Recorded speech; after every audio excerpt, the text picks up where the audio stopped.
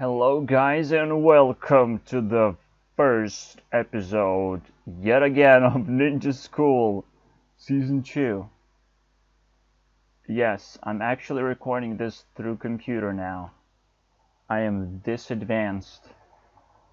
No longer, I'm just... You're just lucky, okay guys? And I'm just lucky, and when the luck strikes, I still take it for what it is, for an amazing opportunity. But one thing has turned around, and let's play a game, guys, which kind of makes me a better programmer than anyone else. And fuck you, Unpredictable, for ruining my first video. Can you fucking believe this? This song, Unpredictable, and I have this recorded, has ruined my first video. Just turned on automatically and even paused after it ended. Like, how stupid this is. And when it comes to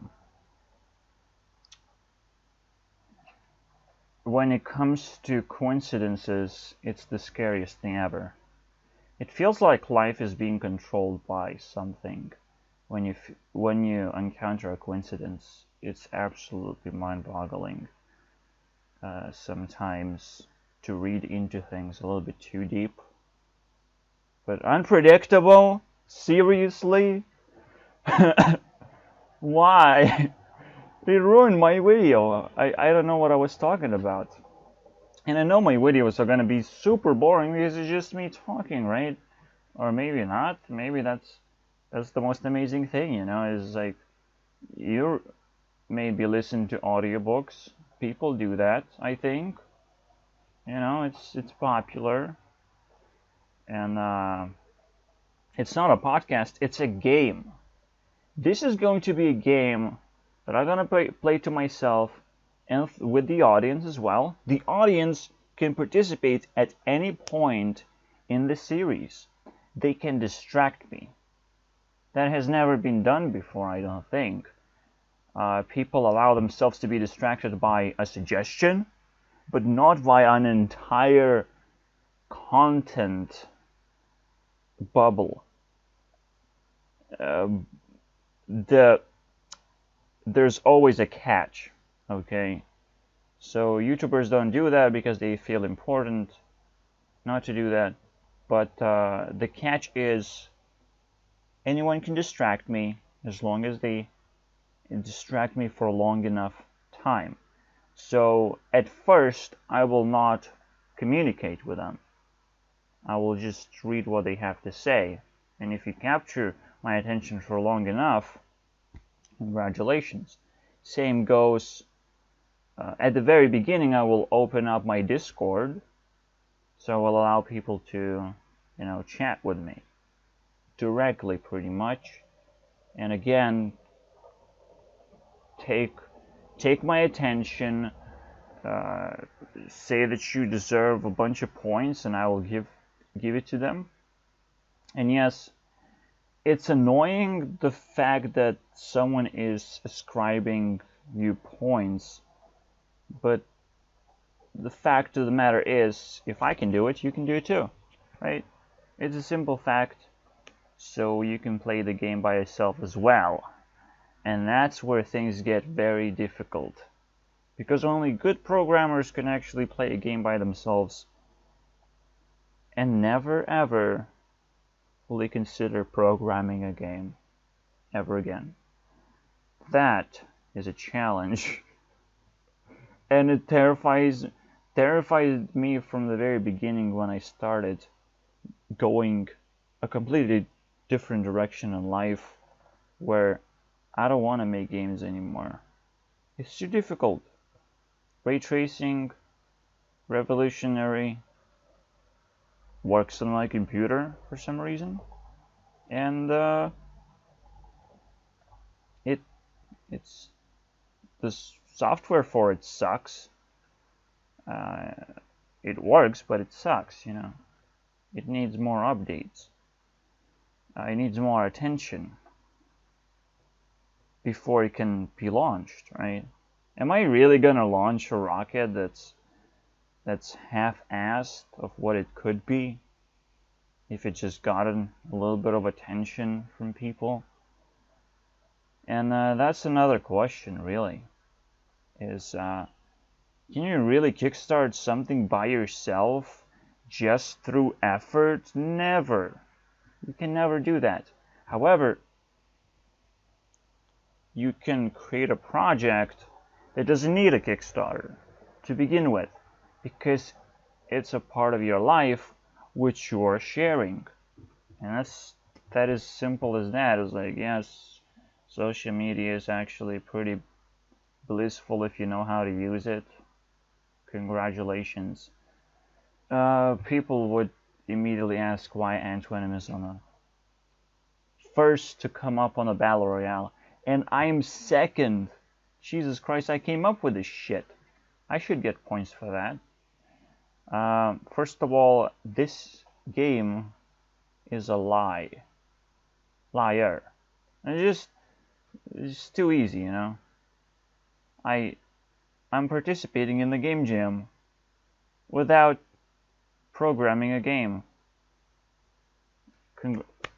Congratulations to me, you know.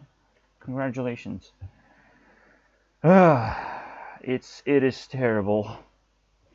You know, I should fear what people are gonna talk about me. Gossip is the first thing that a ninja has to counter when possible. But I am no ninja of the internet. That is impossible, to capture gossip on the internet and tackle it in a proper manner. I can only tackle people who have something to say against me, but even then that doesn't actually tackle enough people. So I have no idea how to counter gossip over the internet. I can only invite people to be mindful of, yeah, you did some gossip, but can you, you know, surrender? That's the only thing that I can do. And I can address that issue on my videos, but I cannot guarantee that people will surrender, right? That is one of those game mechanics that, yes, people press the button of surrender to see what happens, but I still cannot guarantee that they actually consented to the button press. There is nothing that I can do to, you know, hold people back, and it's gonna be a yo-yo game basically most of the time, where people will be close to surrender and they will understand, oh shit, I don't want to do this anymore. They will not want to interact with me because it's just too awkward, right? Oh, I did nothing wrong. I don't want a relationship just because I did some gossip. But it's exactly what you're doing, is you're establishing a relationship. From the very beginning, you started gossip about a person. You know, everyone has a relationship with Justin Bieber, I believe. I just believe that for some reason. But there's another person that we're looking up to, and he's the best game maker ever. PewDiePie. He's the best game maker ever because he's popular enough to make whatever content he chooses, and it turns into a game because everyone is like speed running to make a meme about it. That's it. It's simple. It's fun. That's what it's supposed to be about. And everyone else who's doing anything else, congratulations, you have been losing to PewDiePie this whole time. The way that you do this game is make a content that is a game. You just follow the trends. You follow the most powerful person ever on the platform. I have had 2 dreams that I just woke up to. You know, I just woke up to a dream, and I was like having this battle royale of people scoring points and trying to achieve the greatest level of something.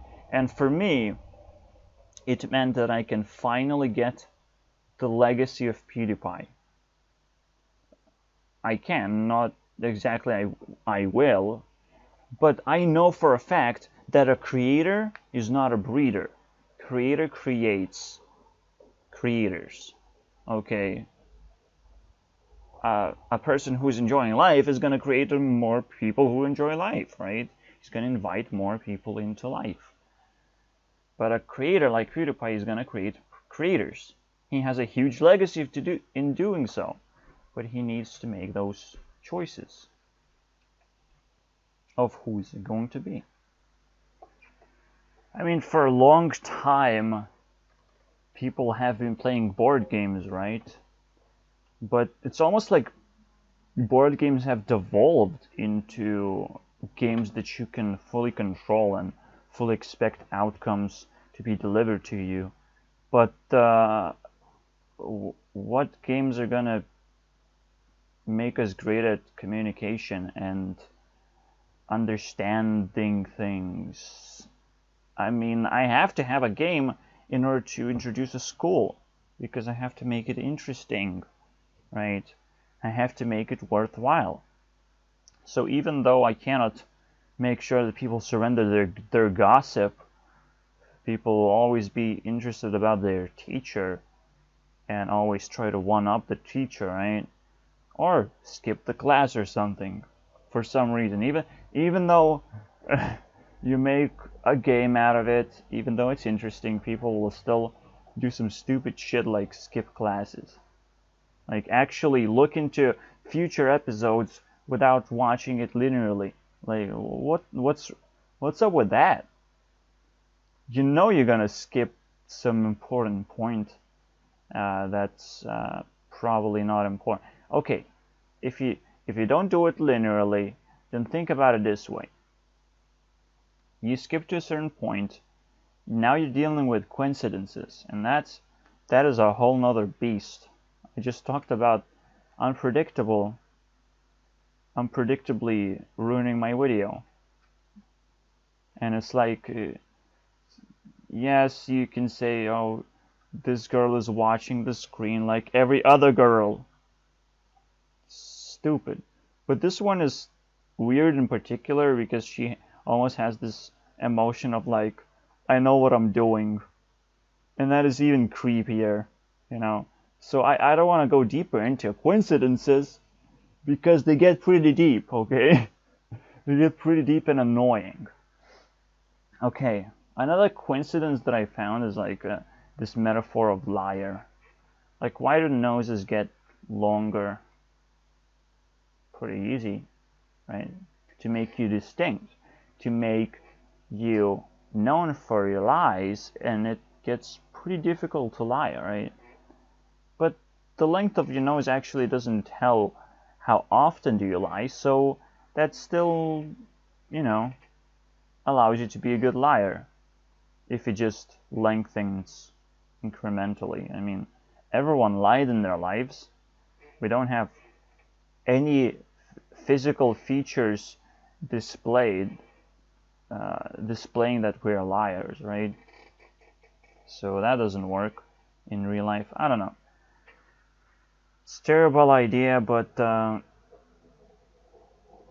it's also a terrible idea for a game jam. I'm surprised people make submissions or whatever. I'm surprised this game jam even exists. And usually I end up actually complaining because I'm like, oh, I cannot actually complete this. I don't have willpower to do it. I see people do, you know, basic things, and they feel like they're improving. But these are very basic games, right? I'm gonna try to play a few. I'm just so scared of mediocrity, right? I want a well-designed game from the very beginning. Right? I want too much. I fucking hate myself as well at this point. I want too much. I can't touch something that is unfinished and unstable. That is terrifying to me. It's much more interesting when I make this episode. It's kind of automatically finished because It's just an episode. It is not trying to be anything more. Meaning that before you start to even make a game, first make an engine. Wah, wah, wah. There is no engine. There is no game engine, guys. And I don't think that you have made a game engine for yourself, which is actually a part of the rules. You can make a game engine and you can still go for, all game engines and frameworks are allowed. Congratulations. If you haven't made a game engine, you have lost this contest. So, I technically had the ability to win the contest. The only thing I was missing is I needed to burn myself out, right? Because my engine barely works, and it has to be pushed by 100 men to work, right? But what I'm actually want to do is bring awareness that compute shaders are very hard to work with, and they need support. And if I updated to newest Unity version, I can no longer have my engine working anymore. It's like, what is happening? I am bound, like in Skyrim, but there is no other person to actually unbound me. I am just dead, okay? I'm gonna burn from the dragon fire. Okay, maybe, hopefully not. But there's definitely a dragon out there, and the story is always the same. It's like, you almost died, but the dragon showed up. Because coincidences. There is no storyline behind this. Coincidences, okay? They happen. God is watching for some reason. People don't believe this, but, I'm sorry. I'm sorry if you don't enjoy life, because that is a huge crutch in not enjoying life. Is not believing in coincidences. Like, oh boy. Oh boy. Because I found so much on that other side of reality, because I've searched so intensely within myself, but that's the story for another time. So why do Antwenum get so many points when it comes to PewDiePie Legacy game, right? It's Battle Royale, PewDiePie Legacy. This is not Minecraft Legacy. You can't just steal golden apple and win Minecraft. Antwenum was one of the first ones who got up there. In Minecraft, he just sniped right in. He's a sniper, by the way. His personality is a sniper, so he sniped for the best opportunity you can ever dream for. Win Minecraft, okay? He's a mediocre person in general, right? He just played ant farms, but everything worked. Everything that he did worked, and most importantly, one thing becomes a meme. The search for golden apple is an absolute meme. I can't believe, right? So, Antwenum is my enemy, is my mortal enemy, right? If I'm the teacher and I'm creating some kind of I'm putting up a fight against the Joker himself, there's gonna be a person who's gonna follow me and search for clues of how to, go over me. It doesn't actually, Antwenum doesn't tell that story specifically, but I tell that story, okay? I create a world, I create the tree of knowledge, and it has apples, and that's the golden apple that you're looking for. An apple that you can steal from me. That's the golden apple right there. Get all the value and not get caught. That is Antwenum's personality, by the way. It's stealing shit. I can't actually confirm this, but I just know based on the statistics, okay? Most of the time we're gonna do that bullshit. uh, bullshit spit out. But I have proof. I don't have time, right, to dive into Antoinem and like open it like a box and it's like my biggest enemy. No, because he fails immediately. He has a shitty voice, shitty face too, and a girlfriend that was amazing girlfriend. He left her or something happened. I don't know. Grailmore, please come back. I'm giving you points right there. That's how easy I'm gonna beat Antoinem. But you never know. There might be another Antoinem for me waiting. Is the Antoinem story is so amazing because you will never suspect. There's a little ant crawling around, spying with their little eye, and it's like, oh my god, it's the creepiest thing. It's like the spider, Ah! Something is crawling in my home. I can feel it. Ah! Or a rat, just it's those little fucking shits that you will never catch, you'll never pay attention to. You just have to deal with the fact that they exist, and they can steal your victory if you're too slow, incompetent, evil, anything. You do anything wrong, you crash yourself into a tree, that ant is just gonna crawl into your computer, steal all the data, tell other ants of what that person did, because Antoinem is the most patient motherfucker you will ever find. Holy shit. That I know for sure, okay? That I know for sure. The game begins, and the next episode we're going to talk about the Joker cards themselves.